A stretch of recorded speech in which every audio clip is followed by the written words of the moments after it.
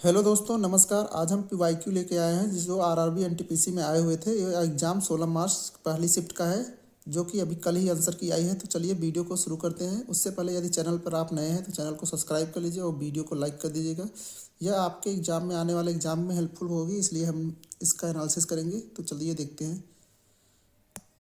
सबसे पहला क्वेश्चन हमारा ये आता है, हाइड्रोलिक लिफ्ट और हाइड्रोलिक ब्रेक का कार्य नियम पर आधारित है। तो किस नियम पर आधारित है क्वेश्चन पूछ रहा है, तो हमारा इसका आंसर हो जाएगा पास्कल लॉ। क्योंकि पास्कल लॉ ही कहता है कि यदि कोई एरिया है उस पर लगने वाला चारों तरफ फोर्स जो होता है इसके अंदर, तो ये चारों तरफ समान होता है। और इसके अन्य ऑप्शन देखेंगे, जैसे फराडे का नियम पूछा है, तो फराडे का नियम ये लगता है इलेक्ट्रोमैग्नेटिक में। इलेक्ट्रोमैग्नेटिक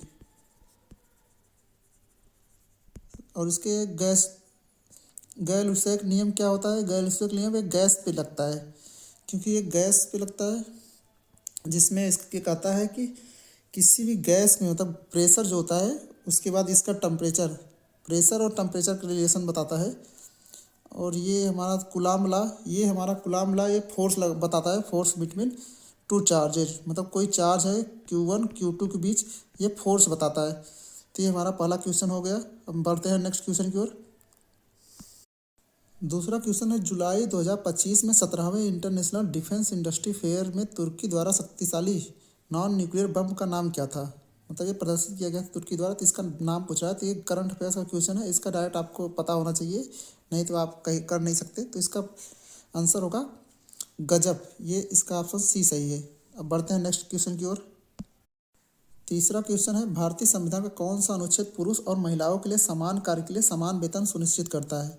तो इसके ऑप्शन देख लीजिए। पहले है ऑप्शन में अनुच्छेद 42B, दूसरा ऑप्शन है अनुच्छेद 15, तीसरा ऑप्शन है अनुच्छेद 39D, चौथा है अनुच्छेद 14। तो इसका सही आंसर हो जाएगा, सही आंसर हो गया हमारा ऑप्शन सी, अनुच्छेद 39। तो ये सही आंसर हो गया। अब ये DPSP के अंदर आता है, जो कि हमने आयरलैंड से लिया है, जिसमें आर्टिकल 36 से लेके 51 तक शामिल है।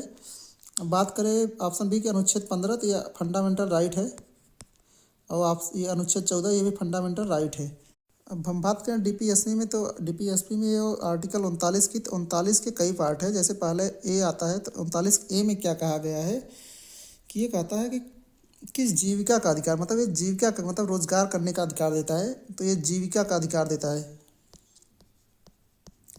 39B में क्या आता है? हमारा बी में आता है संसाधनों का समान विवरण, मतलब ये सभी संसाधन जो हमारे पास है वो समान विवरण मतलब वितरण हो। तो ये संसाधनों का वितरण की बात करता है, संसाधनों का वितरण। 39C की बात करें, 39C क्या कहता है कि ये धनों का मतलब विवरण समान हो, मतलब सभी के पास लगभग मतलब ऐसा अंतर ना रह जाए कि सभी के किसी के पास बहुत ज़्यादा धन हो, किसी बात, ये धनों का समान विवरण की बात करता है। अब 39D की बात करें, तो 39D हमारा कहता है, ये जो ऑप्शन देख रहे हैं ये ऑप्शन था 39D। तो ये समान वेतन के लिए समान मतलब इक्वल पे इक्वल वर्क की बात करता है। तो ये समान कार्य के लिए समान वेतन की। उसके बाद 39D के बाद ई आएगा, तो हमारा 39E कहता है, तो ये जो श्रमिक स्वास्थ्य की बात करता है, मतलब ये श्रमिकों के स्वास्थ्य की बात करता है। 39F होता है, जो हमारा ये कहता है बच्चों के विकास, ये चाइल्ड डेवलपमेंट की बात करता है। तो ये हमारा 39 आर्टिकल खत्म हो गया। अब हम बढ़ते हैं नेक्स्ट क्वेश्चन की ओर। तो ये नेक्स्ट क्वेश्चन चौथा, ये गलती से यहाँ आ गया है, ये रीजनिंग का क्वेश्चन है। तो रीजनिंग के क्वेश्चन हम इसमें नहीं लाए हैं, हम जीएस का क्वेश्चन सिर्फ देख रहे हैं। तो अगर आपको रीजनिंग के भी क्वेश्चन चाहिए तो हमें कमेंट में बताइए, हम रीजनिंग के भी और मैथ के भी क्वेश्चन कराएंगे। तो चलिए अब अगले क्वेश्चन की ओर देखते हैं। अगला क्वेश्चन हमारा है, अंडमान और निकोबार द्वीप समूह तथा पांडुचेरी के प्रशासकों को क्या कहा जाता है? तो administration of Andaman and Nicobar island and Puducherry designated as, तो वहाँ के प्रशासक जो होते हैं उनको क्या कहा जाता है? तो ये इसका सही आंसर होगा, ये उपराज्यपाल। ये यहाँ पे उपराज्यपाल होते हैं, लेफ्टिनेंट गवर्नर। और ये होता है ये प्रशासक, मतलब ये एडमिनिस्ट्रेटर होते हैं। तो ये एडमिनिस्ट्रेटर कहाँ होते हैं? तो हमारे पास इस समय कितने यूटी हैं? हमारे पास टोटल 8 यूटी हैं, जिसमें से 5 क्या है, 5 में हमारे उपराज्यपाल होते हैं, उसके 3 में हमारे हैं एडमिनिस्ट्रेशन। अब कौन कौन सी यूटी में उपराज्यपाल है, तो उसकी बात करें, जैसे दिल्ली हो गया, दिल्ली के उपराज्यपाल हैं। उसके बाद हमारा जम्मू कश्मीर, उसके बाद ये हमारा आ गया लद्दाख, पांडुचेरी और अंडमान निकोबार। अंडमान एंड निकोबार द्वीप समूह जो होता है। उसके बाद ये 3 जिसमें हमारे एडमिनिस्ट्रेशन है मतलब प्रशासक जिसके हैं, तो ये पहला हमारा इसमें आ जाएगा चंडीगढ़, दूसरा इसमें लक्षद्वीप, तीसरा है हमारा दादरा एवं नगर हवेली एवं दमन एंड द्वीप, दादरा एवं नगर हवेली दमन द्वीप, DND। तो ये हमारे 8 यूटी है इसमें जो टोटल, जिसमें से हमारे 5 में हमारे उपराज्यपाल और 3 में हमारे प्रशासक हैं। तो अब अगला क्वेश्चन देखते हैं। क्वेश्चन नंबर 6 की बात करें तो क्वेश्चन नंबर 6 पूछता है 2025 ICC चैंपियंस ट्रॉफी में भारत ने अपना 7वां ICC खिताब किस देश को हराकर मतलब जीता था। तो ये इसका आंसर हो जाएगा न्यूजीलैंड। तो आप अगर क्रिकेट देखते होंगे तो आपको पता होगा इसका आंसर न्यूजीलैंड है। तो ये कहाँ हुआ था, दुबई में हुआ था। इसमें सीधा क्वेश्चन में है दुबई में। उसके बाद ये मतलब इसके मैन ऑफ द मैच कौन थे, तो इसके man of the match Rohit Sharma थे। बस इससे ज़्यादा इसमें जाने की ज़रूरत नहीं है। और ये कहाँ हुआ था और कौन जीता था, किसने हरा था, ये बस मैच में इतने पता होने चाहिए। बाकी अब आगे बढ़ते हैं। 7वां क्वेश्चन है सेंट्रल एडमिनिस्ट्रेशन ट्रिब्यूनल के गठन और संचालन का कानूनी अधिकार कौन सा अधिनियम है। तो ये इसका सही आंसर हो जाएगा हमारा एडमिनिस्ट्रेटिव ट्रिब्यूनल एक्ट 1985। तो इसका सही आंसर है बी। अब हम बात करें किसकी बात करता है, तो ये बात करता है सरकारी कर्मचारियों के मतलब जो उनके नौकरी के दौरान डिस्प्यूट होते हैं उनको हल करने के लिए एडमिनिस्ट्रेटिव ट्रिब्यूनल एक्ट बनाया गया था 1985। और ये कौन से आर्टिकल में आता है, तो ये आर्टिकल 323A में आता है।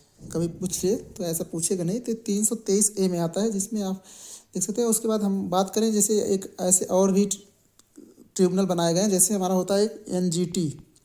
ये किसके लिए बनाया गया है, तो ये क्या इन्वायरमेंट के लिए बनाया गया है। तो अब आगे अगले क्वेश्चन की ओर देखते हैं।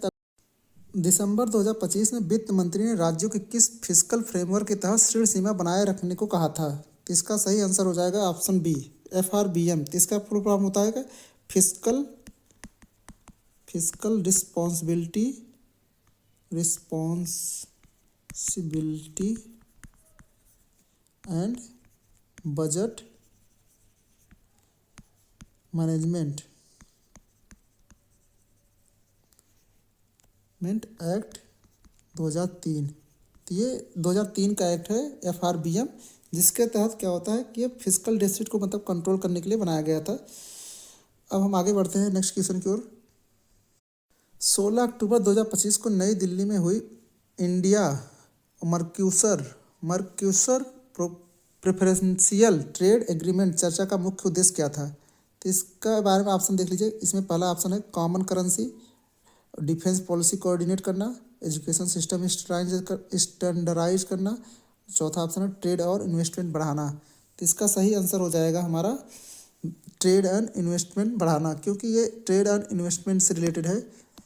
और अब बात करें ये क्या होता है इंडिया मर्क्यूसर। तो ये क्या है मर्क्यूसर, ये क्या है, ये साउथ अमेरिका का एक ग्रुप है जो व्यापारियों का। तो ये व्यापार करने के लिए जिसमें आते हैं देश हमारे हो जाएंगे। जैसे इसमें देश क्या कौन कौन से आएंगे, तो इसमें देश कौन कौन से हैं हमारे, ब्राज़ील, अर्जेंटीना, उसके बाद पराग्वे और एक कौन सा आ जाएगा इसमें उरुग्वे। ये तो हमारे 4 देश आते हैं। तो ये फ्री ट्रेड एग्रीमेंट जैसे आप सुने होंगे कई बार न्यूज़ में, तो वैसे इस तरह का एक एग्रीमेंट हुआ था जिसमें प्रमोट करने के लिए ट्रेड एंड इन्वेस्टमेंट बढ़ाने के लिए बात की हुई। अब नेक्स्ट क्वेश्चन की बात करें। नेक्स्ट क्वेश्चन 10वां नंबर है। तो 10वां हम देखते हैं यूनियन बजट 2025-26 में इंश्योरेंस सेक्टर में FDI लिमिट कितनी मतलब बढ़ाई गई। तो ये अब पहले कितनी थी इंश्योरेंस सेक्टर में, पहले था हमारा 74%, अब बढ़ा कर उसको 100% कर दिया गया। अब क्या करते हैं कोई भी मतलब कंपनी 100% मतलब FDI मतलब फॉरेन मतलब कोई भी विदेशी कंपनी डायरेक्ट 100% शेयर इन्वेस्ट कर सकती है मतलब खरीद सकती है। तो ये हमारा हो गया क्वेश्चन नंबर 10। अब अगला क्वेश्चन हम देखेंगे। क्वेश्चन नंबर 11, भारत के किन 2 पड़ोसी देशों की संयुक्त सीमा चीन की सीमा से अधिक लंबी है। तो इसका सही आंसर हो जाएगा बांग्लादेश और पाकिस्तान। बांग्लादेश और पाकिस्तान की संयुक्त सीमा जो है चीन से अधिक लंबी होगी, क्योंकि यहाँ भूटान और अफगानिस्तान देखें तो ये तब भी चीन से कम होगा। नेपाल और म्यांमार में भी होगा, पाकिस्तान और नेपाल करेंगे तब भी ये चीन से कम होगा। अब हम यहाँ कुछ देखते हैं जैसे भारत के कौन से लैंड बाउंड्री साझा करने वाले देश हैं। तो पहले हमारा आएगा इसमें बांग्लादेश। दूसरा हमारा हो गया पाकिस्तान। दूसरा हमारा सबसे ज़्यादा क्या होता है, पाकिस्तान नहीं होगा यहाँ, पहले सीक्वेंस में लिखते हैं हम। तो सबसे दूसरा हमारा, पहला हमारा बांग्लादेश, दूसरे नंबर पे आता है चाइना। चाइना तीसरे नंबर पे आता है पाकिस्तान। चौथे पे हमारा नेपाल और पाँचवा हमारा म्यांमार। छठवां भूटान, अफगानिस्तान। तो ये हम अब इसका क्या करें, कौन से कितने किलोमीटर। तो ये पहला बांग्लादेश कितना साझा करता है, 4096 किलोमीटर। चाइना कितना करता है, 3488। पाकिस्तान करता है कितना, 3323। नेपाल की बात करें, नेपाल हमारा 1751। और म्यांमार, म्यांमार हमारा 1643। और भूटान 699। अफगानिस्तान 106 किलोमीटर। तो ये अब क्वेश्चन क्या पूछ रहा था, neighbouring combined have longer border with India than China. मतलब ये कौन से संयुक्त, मतलब जो इसमें दो देश हैं, इसमें कौन से मिला के मतलब चाइना से अधिक होंगे। तो इसमें आप देख सकते हैं जिस भूटान, अफगानिस्तान। भूटान हमारा एक है, यहाँ देख सकते हैं भूटान हमारा 699 है। और म्यांमार, म्यांमार 1643। तो इस दोनों को ऐड करेंगे तब भी चाइना के पास नहीं पहुँचेंगे। तो इसलिए हमारा नेपाल और म्यांमार गलत हो गया। पाकिस्तान और नेपाल की बात करें, पाकिस्तान 3323 है और नेपाल का 1751। तो ये प्लस जा रहा है ऊपर। पर यहाँ हम देखेंगे और ऑप्शन था क्या, बांग्लादेश प्लस पाकिस्तान। तो बांग्लादेश प्लस पाकिस्तान का ऐड करेंगे तो सबसे ज़्यादा ये अधिक लंबी हो जाएगा। तो मतलब ये यहाँ प्रेफरेंस देना था, तो बांग्लादेश पाकिस्तान को हम देंगे। तो इसलिए ऑप्शन ए सही है। अब बढ़ते हैं नेक्स्ट क्वेश्चन की ओर। कंप्यूटर की चौथी पीढ़ी की मुख्य तकनीक क्या थी। तो चौथी पीढ़ी की फोर्थ जनरेशन की बात करें तो फोर्थ जनरेशन में हमारा माइक्रो प्रोसेसर होगा इसका आंसर, सही आंसर। तो माइक्रो प्रोसेसर उस समय सही आंसर हो जाएगा इसका। अब हम देखेंगे, जैसे ये फोर्थ जनरेशन के बारे में हम देख लिए, तो अब इससे पहले कौन से जनरेशन आए थे तो इसके बारे में बात करेंगे। जैसे फर्स्ट जनरेशन क्या था, फर्स्ट जनरेशन हमारा, फर्स्ट जनरेशन कब आया था, 1940 से लेके हमारा 1956 तक था। तो इसमें क्या यूज होता था, तो इसमें हम पहले फर्स्ट जनरेशन की बात करें तो ये उस समय वैक्यूम ट्यूब का इस्तेमाल होता है। सेकंड जनरेशन की जब आता है तो हमारा क्या होता है, सेकंड जनरेशन हमारा होता है डेट 1956 से लेके 1963 तक। इसमें यूज़ क्या होने लगता है हमारा, ट्रांजिस्टर। तो इससे साइज थोड़ा और कम हुआ। सेकंड हो गया, थर्ड जनरेशन की बात करें, थर्ड जनरेशन में तो 1964 से लेके 1971 तक। तो इस समय क्या आया था, आईसी चिप। अब फोर्थ जनरेशन की बात कर रहा है, फोर्थ जनरेशन, तो इस समय क्या होगा, 1971 से आज तक। तो ये अब आ गया है माइक्रो प्रोसेसर। तो माइक्रो प्रोसेसर का इस्तेमाल होता है। तो ये हमारा हो गया फर्स्ट जनरेशन से लेके आगे के मतलब 4 जनरेशन, जिसमें से आपको मैक्सिमम क्वेश्चन आपको यही ऑप्शन डायरेक्ट पूछता है, कब से कब रहेगा या तो कौन सी पीढ़ी में कौन सा चीज़ का इस्तेमाल होता था। तो इसका सही आंसर हो गया माइक्रो प्रोसेसर। अब अगला क्वेश्चन देख, दिसंबर 2025 में internationalization of higher education policy report किस संस्था ने जारी की थी। इसका सही आंसर हो जाएगा यूजीसी। अब अगले क्वेश्चन की ओर बढ़ते हैं। यदि खरगोशों की पॉपुलेशन लॉजिस्टिक ग्रोथ का पालन करती है और कैरिंग कैपेसिटी 1000 है तथा वर्तमान पॉपुलेशन 500 है तो क्या होगा लॉजिस्टिक ग्रोथ। ये एक नया क्वेश्चन देखने को मिला है। तो ये बायोलॉजी के अंदर आता है। ये जब हमने गूगल किया तो इसमें पता चला कि लॉजिस्टिक ग्रोथ मॉडल बताता है कि पॉपुलेशन अनलिमिटेड नहीं होती, यह इन्वायरमेंटल रिसोर्स को लिमिट करता है। तो यह इसका सही आंसर हो जाएगा, ग्रोथ धीरे होकर स्थिर हो जाएगी। तो इसका ऑप्शन सही डी है।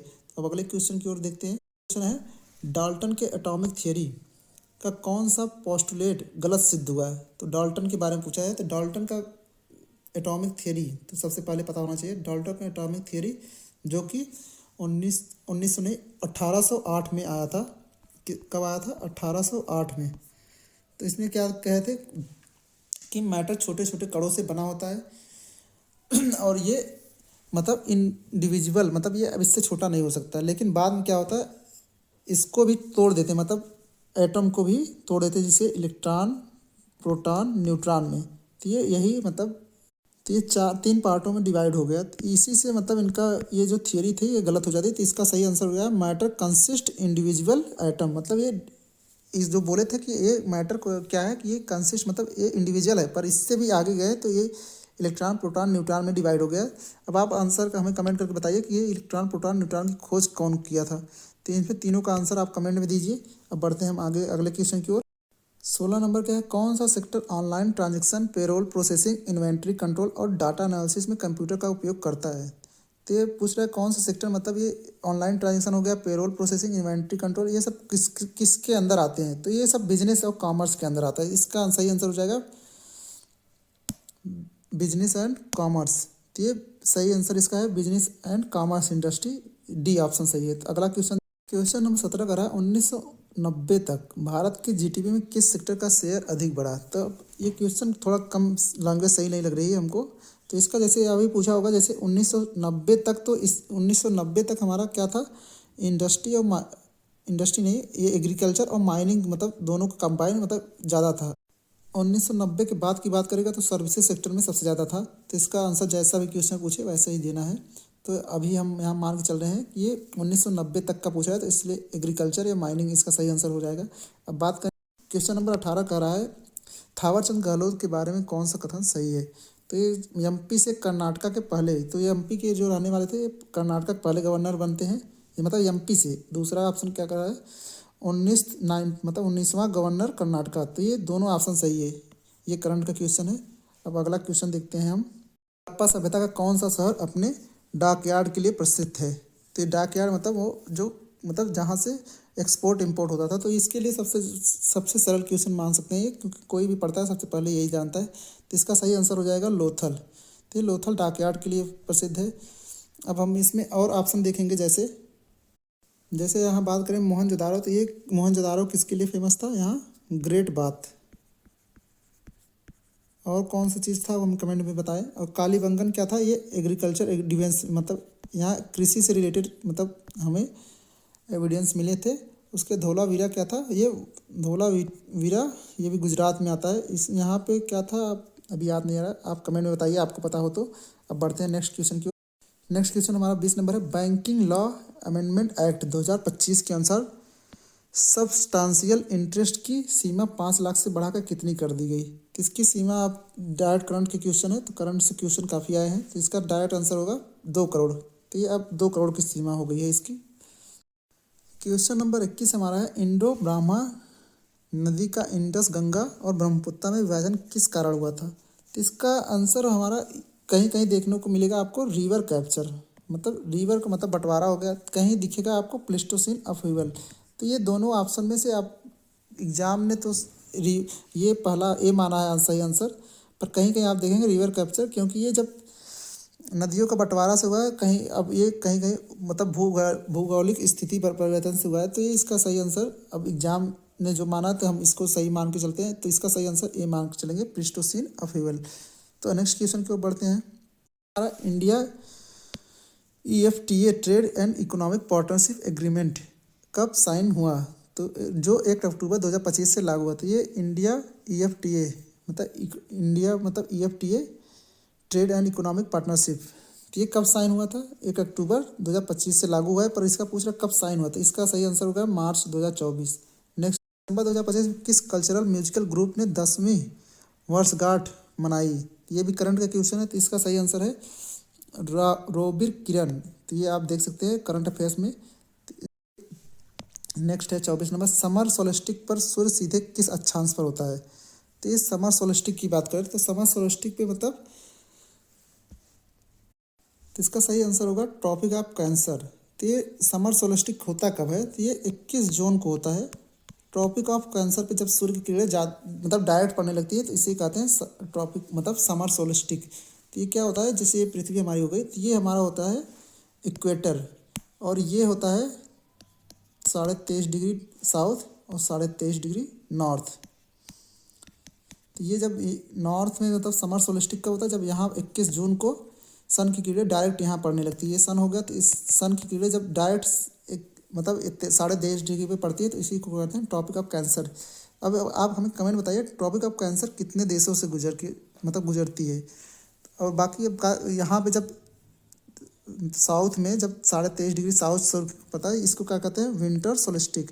तो ये कब पड़ता है, ये पड़ता है हमारा 22 दिसंबर को। 22 दिसंबर को हमारा होता है विंटर सोलिस्टिक। तो हम नेक्स्ट क्वेश्चन की ओर बढ़ते हैं अब। क्वेश्चन है 2025 में जिला न्यायपालिका में एआई का उपयोग हेतु पॉलिसी जारी करने वाला पहला हाईकोर्ट कौन सा है, मतलब कौन सा था। तो ये क्या है, first high court issuing AI policy for judiciary.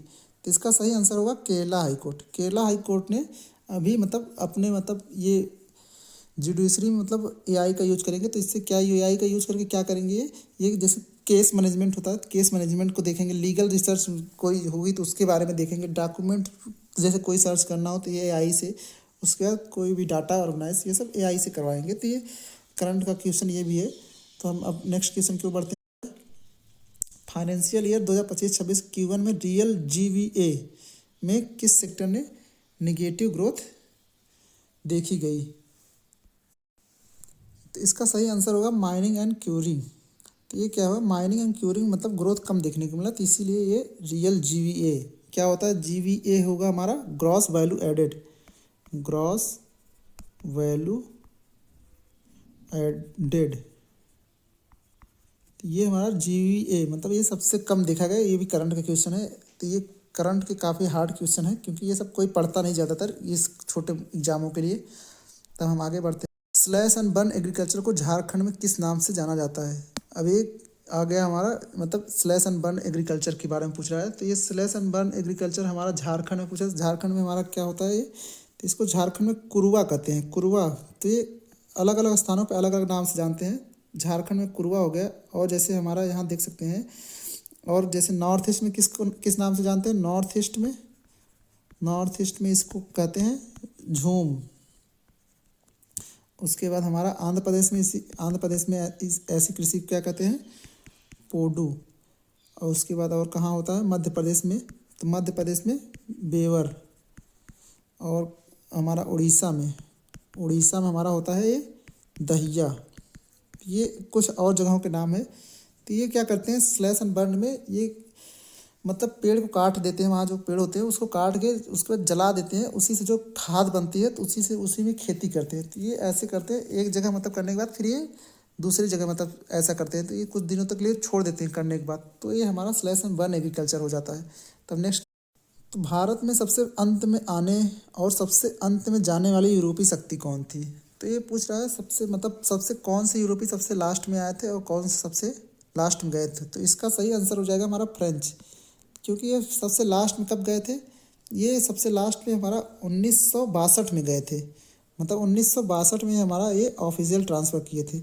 अब आए कब थे, तो आए कब थे इसके लिए हम देख सकते हैं, यहाँ लिख सकते हैं। जैसे पहले सबसे पहले कौन आता है, फर्स्ट हमारे ये होते हैं पुर्तगीज। तो ये कब आते हैं, 1498 में। कौन आया था आप हमें कमेंट में बताइए, 1498 में कौन आया था। उसके बाद हमारा अमेरिकन हमारा ये अमेरिकन तो नहीं आए थे, ये ब्रिटिश आए थे, ब्रिटिश कह सकते हैं, ब्रिटिश उस समय। तो ब्रिटिश यहाँ मान लेते हैं ब्रिटिश, क्योंकि ब्रिटिश कब आए थे, ये 1600 में आए थे। अब ये हमारा डच कंपनी की बात करें, डच ईस्ट इंडिया कंपनी जो आई थी ये 1664 में आए थे।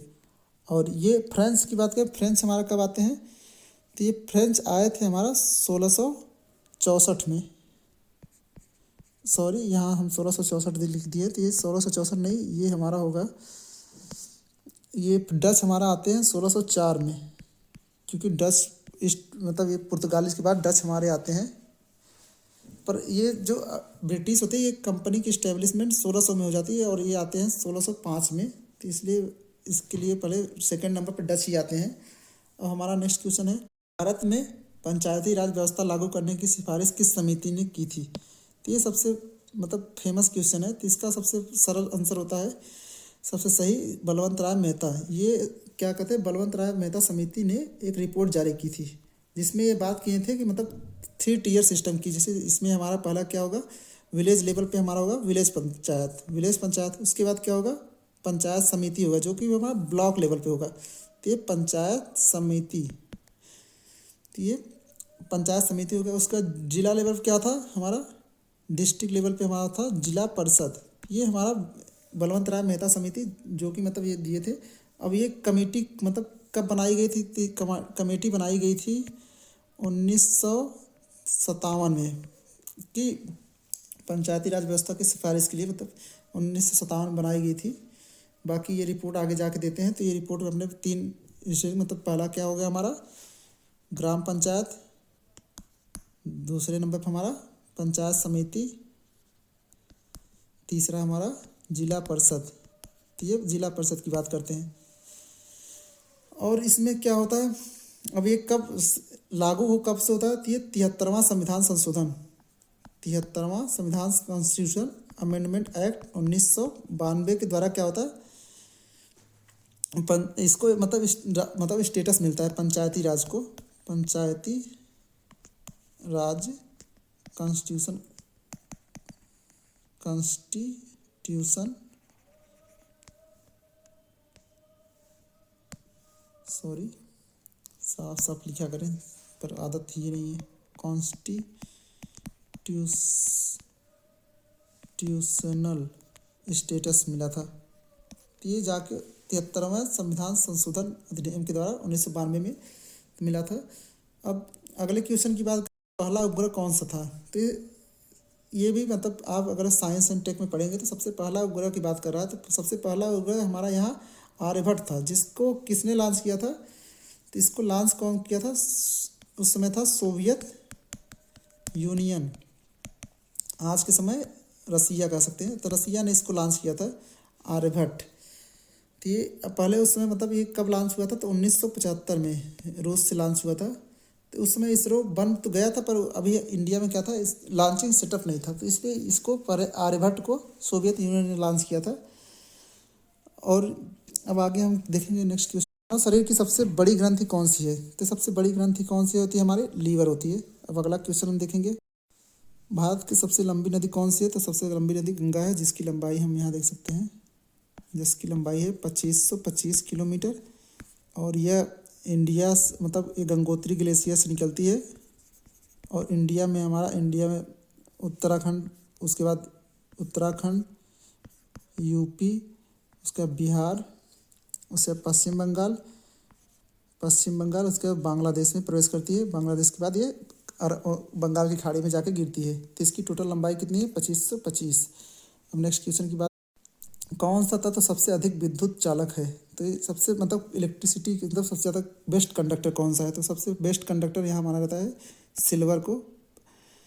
और पर ये सिल्वर क्या है, बहुत हाई कॉस्ट होती है इसकी, तो इसलिए हम उसके अल्टरनेटिव के रूप में कॉपर का इस्तेमाल करते हैं, क्योंकि सेकंड नंबर पे आता है। अब अगला देखिए,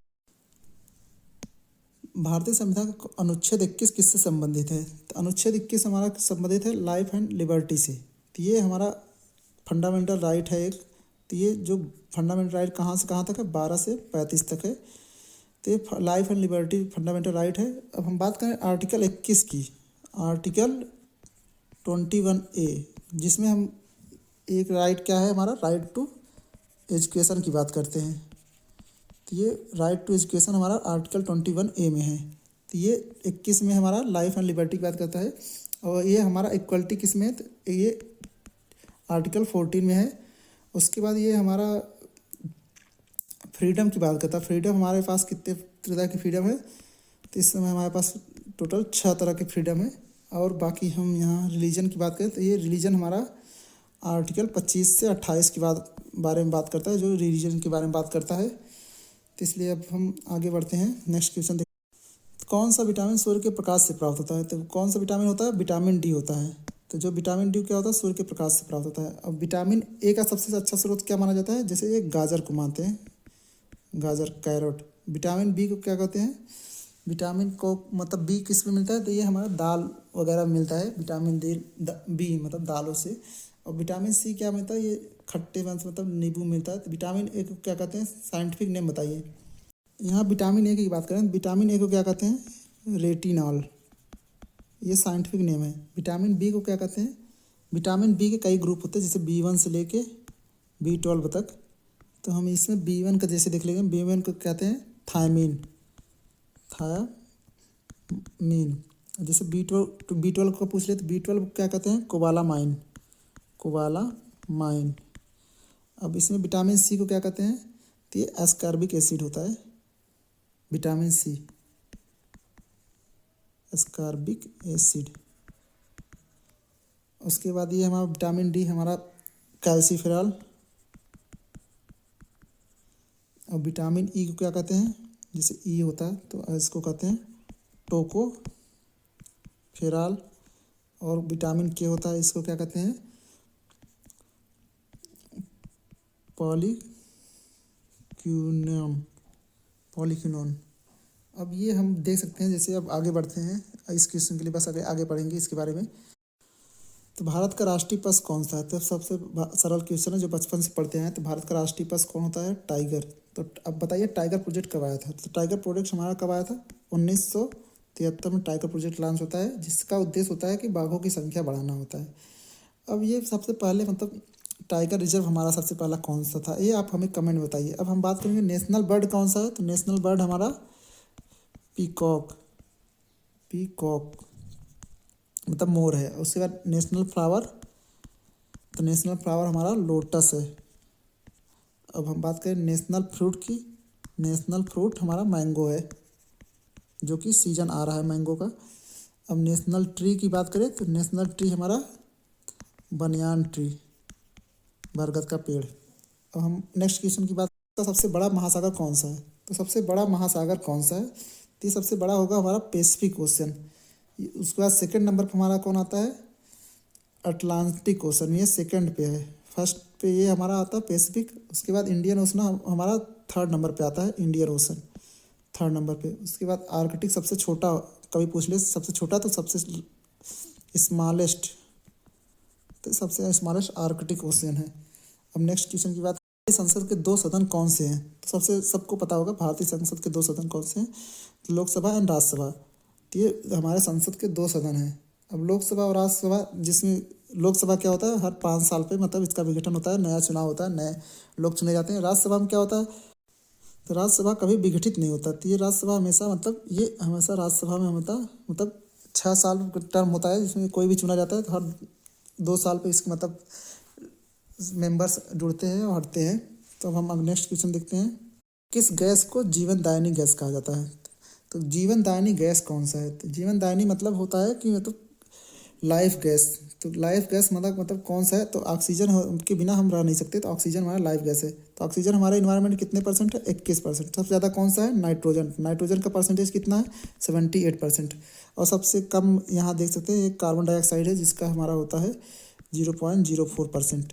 तो ये हमारा इसका सही आंसर हो गया ऑक्सीजन। तो अब नेक्स्ट क्वेश्चन देखते हैं, राष्ट्रीय गान किसने लिखा था, तो राष्ट्रीय गान की बात कर रहा है, तो राष्ट्रीय गान किसने लिखा था, तो ये राष्ट्रीय गान हमारे रविन्द्रनाथ टैगोर। तो रविन्द्रनाथ टैगोर किधर है, ये ऑप्शन बी इसका सही आंसर होगा। ये पहली बार कब गाया था, तो पहली बार ये 1911 में गाया था। और उसके बाद ये कब अपनाया गया, तो इसके अपनाने की बात करें 24 जनवरी 1950 को ये एक्सेप्ट किया गया था।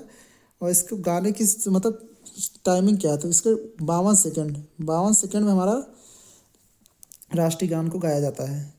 अब इसके मतलब मतलब हमारे हो गए रविन्द्रनाथ टैगोर। अब हम इसमें देखें बंकिम चंद्र चट्टोपाध्याय, ये क्या किए थे, ये वंदे मातरम लिखे थे, मातरम। तो वीडियो देखने के लिए धन्यवाद, थैंक यू। अगर आपने पूरा लास्ट तक वीडियो देखा है, अगर आपका कोई सुझाव हो, क्यूरी हो, तो हमें आप कमेंट में बता सकते हैं। और यह वीडियो कैसा लगा आप हमें कमेंट में ज़रूर बताएं, क्योंकि यह वीडियो बनाने के लिए हमें बहुत मेहनत करनी पड़ती है। अभी शुरुआत में बहुत ज़्यादा मेहनत लगता है, टाइमिंग भी जाता है बहुत, तो इसलिए आपको कैसा लगा, अगर कोई आपको सुझाव हो कि हाँ कुछ सजेशन हो तो हमें दे सकते हैं। बाकी अगर कहीं त्रुटि हो कोई, तो हमें ये भी कमेंट बता दीजिए, हम आगे ऐसी गलती नहीं होगी तो इसके बारे में हम और सुधार करेंगे। और अगर और डिटेल में चाहिए तो और डिटेल में हम वीडियो बनाएंगे, पर आप हमें कमेंट में बताइए आपको यह वीडियो कैसा लगा। तो चलिए मिलते हैं किसी नेक्स्ट वीडियो में, तब तक के लिए धन्यवाद। जय हिंद, जय भारत।